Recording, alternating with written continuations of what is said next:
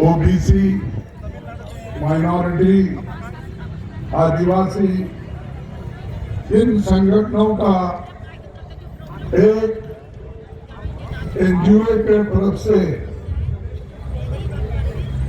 यहाँ पर एकत्रित हुए हैं, तो आप सभी को मैं धन्यवाद देता हूँ, क्योंकि जब तक किसी राइट हैंड पे आगे आ जाओ, आगे आ जाओ। एक चीज को अगर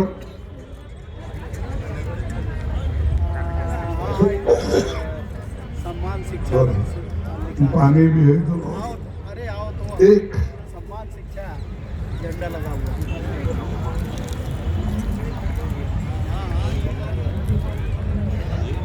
एक ऐतिहासिक समय है, और कभी अभी बोला कि जब तक हम लोग किसी चीज को अगर हासिल करना है उसमें यूनिटी होना चाहिए।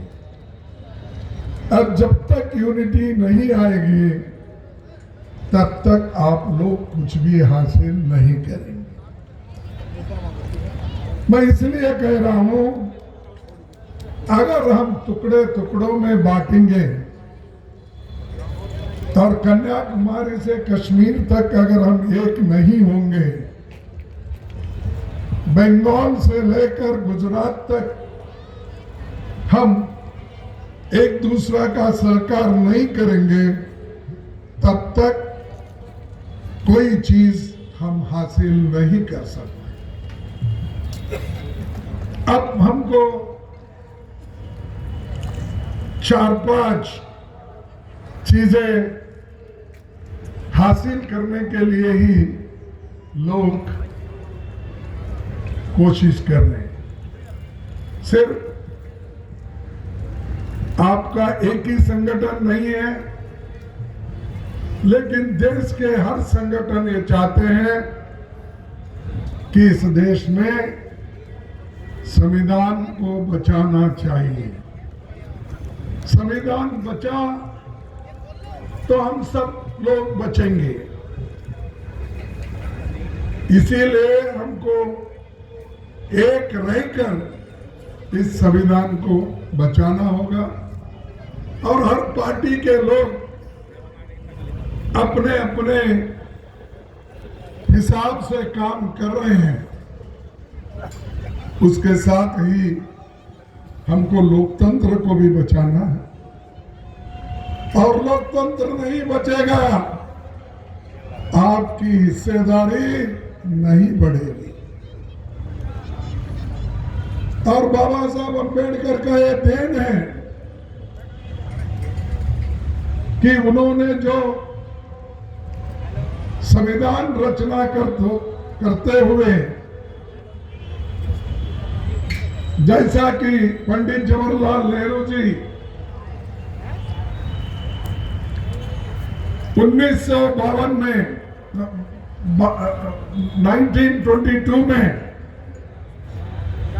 एक कांग्रेस के अधिवेशन में रेजोल्यूशन पास किया था। क्या किया था कि उन्होंने आजादी के बाद हम सभी लोगों को एडल्ट फ्रेंचाइज देंगे।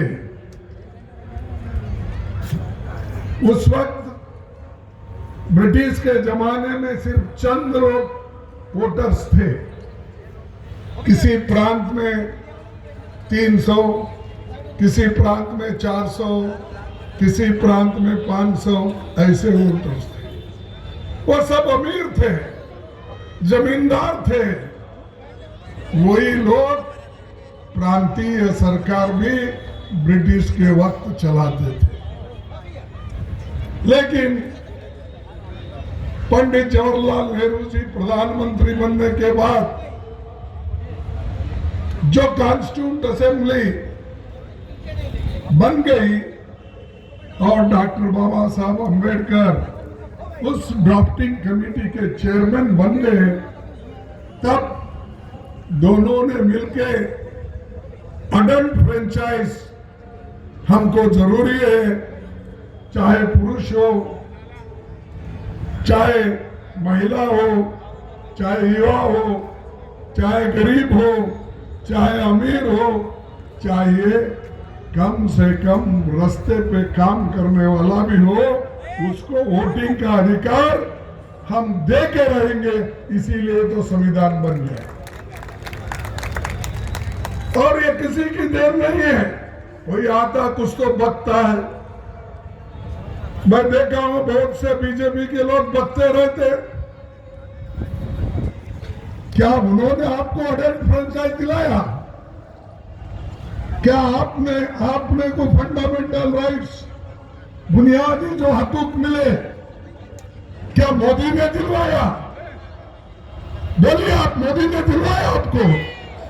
ये तो संविधान की देन है और संविधान ने आपको दिलाया है, लेकिन आप उसको भूल जाते हो।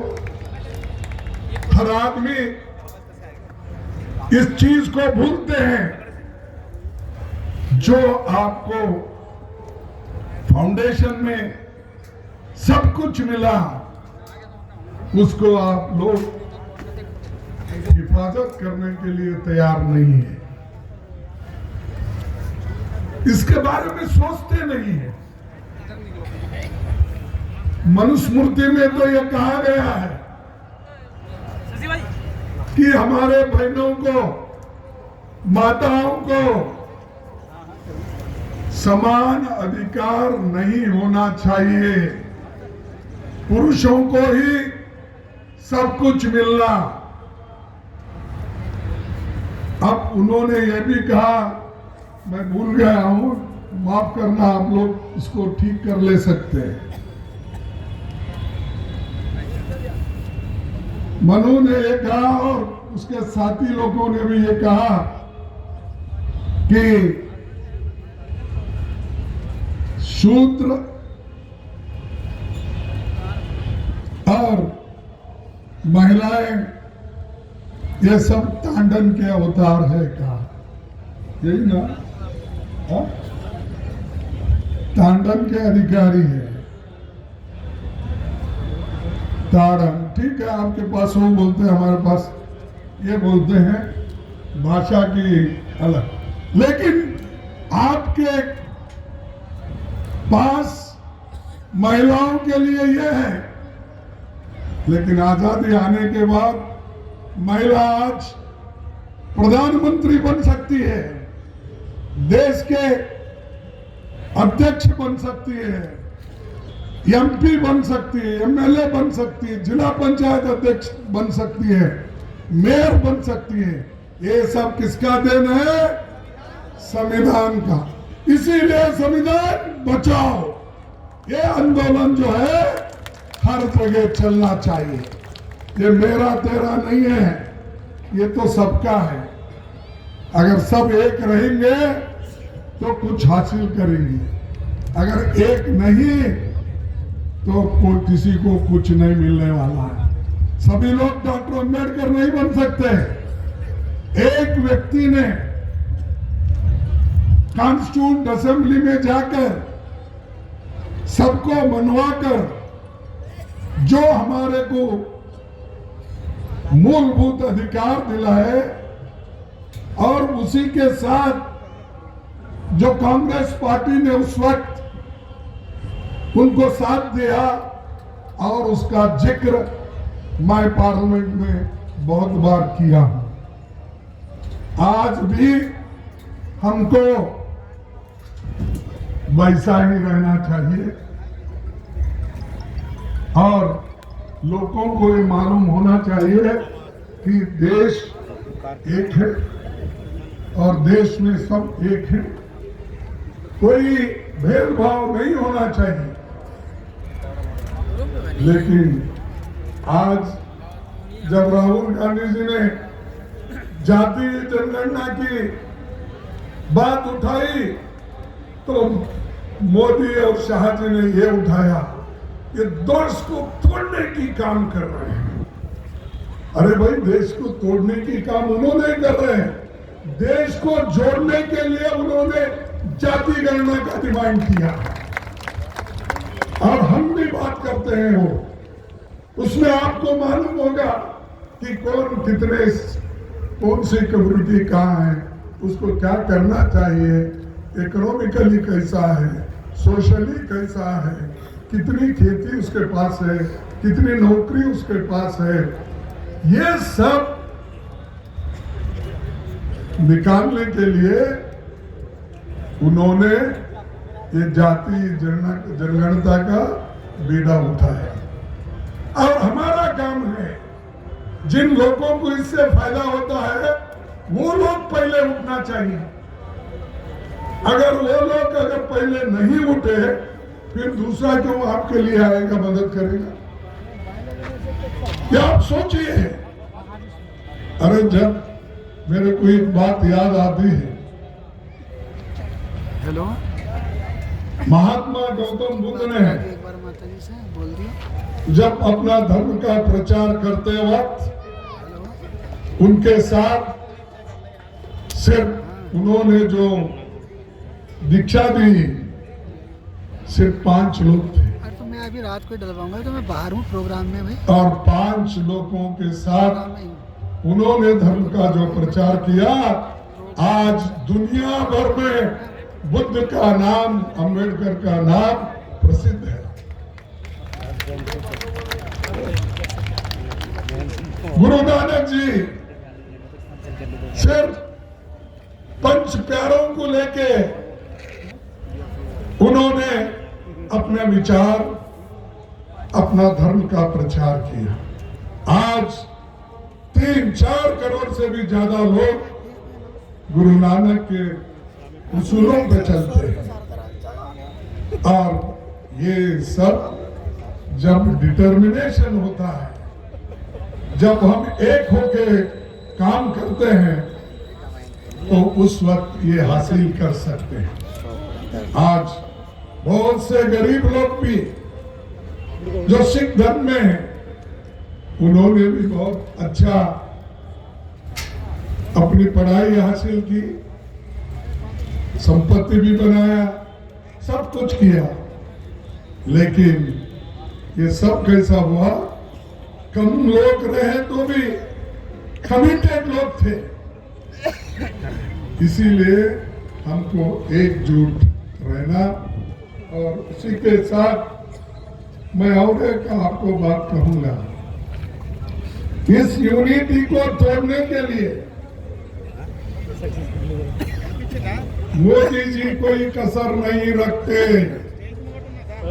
धर्मों में झगड़ा, जातियों में झगड़ा, एक जाति को उठाएंगे शेड्यूल कास्ट में, दूसरे जाति को नीचे करेंगे। एक जाति को मुसलमान में किसी एक कास्ट रहता है, उसको प्रोत्साहन देने की कोशिश करेंगे, लेकिन आम आबादी को, आम लोगों को वो इसलिए छोड़ देते हैं क्योंकि उनके प्रति उनकी घृणा है, नफरत करते हैं। इसीलिए उस नफरत के खिलाफ हमारी लड़ाई है। और खास करके अब पॉलिटिकल पावर ये जरूरी है। अगर बाबा साहब अम्बेडकर संविधान के रूप में अगर आप लोगों को पॉलिटिकल पावर नहीं देते, वोटिंग पावर अगर नहीं देते, नेहरू जी उनको अगर कबूल नहीं करते, आज हमारे इतने लोग एमएलए, एमपी, आईएएस, आईपीएस लोग कभी नहीं होते थे। आप ये याद करो, अब पीछे देखो, अब आगे देख के तो चलो, लेकिन पीछे भी देखो। जिन जिन लोगों ने तुम्हारे लिए कुर्बानी की है, लड़े हैं, लड़ते रहे हैं, उनका भी थोड़ा ख्याल रखो।